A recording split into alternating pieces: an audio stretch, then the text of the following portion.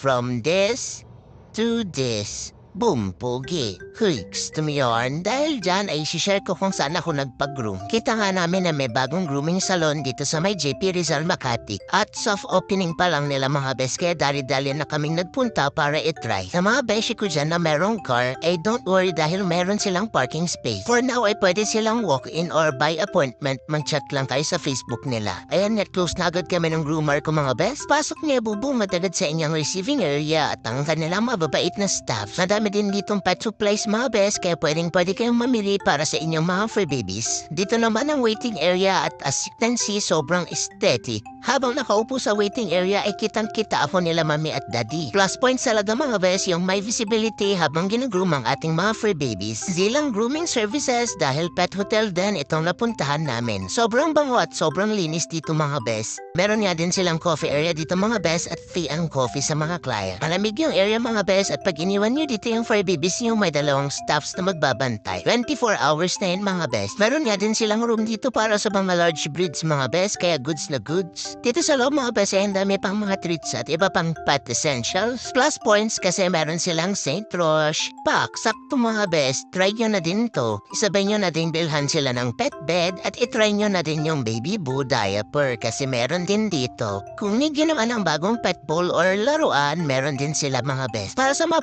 parents na naghihintay, malinis din ang kanilang wash area at ang kanilang CR. Tuwang-tuwa nga ako mga bes dahil kumuha si mami ko ng 3 treats na itatry ko nga. Bibigyan din nila kayo dito ng loyalty card mga bes at para ma-idea kayo ay ito ang kanilang rates. At ito, ginugroom pa rin ako. Upo ka muna best general. O diba, close na kami bes. Silot-brush nga din ako dito mga bes at bagong toothbrush ang ginagamit bawat fur babies. Siyempre may heater din ang kanilang shower. Napatapos akong i-groom ay tinry kong matong room nila mga bes. Napakalaki, kita nyo naman yung size ko dyan no? Kasya si mami dito, tanungin mo mami kung tumatanggap sila ng dragon. Huy, gusto mo yarn? Sobrang tuwang-tuwa sila mami ko mga bes, hindi sila makapaniwala na may ipupugi pa ako. Huy, at paalam na kami mga bes at bago kami umalis ay hindi ako papayag na hindi ako makapagpapansin. Grand opening na nga nila si July 20 mga bes, so ano pang hinihintay nyo? Mag-book na din kayo.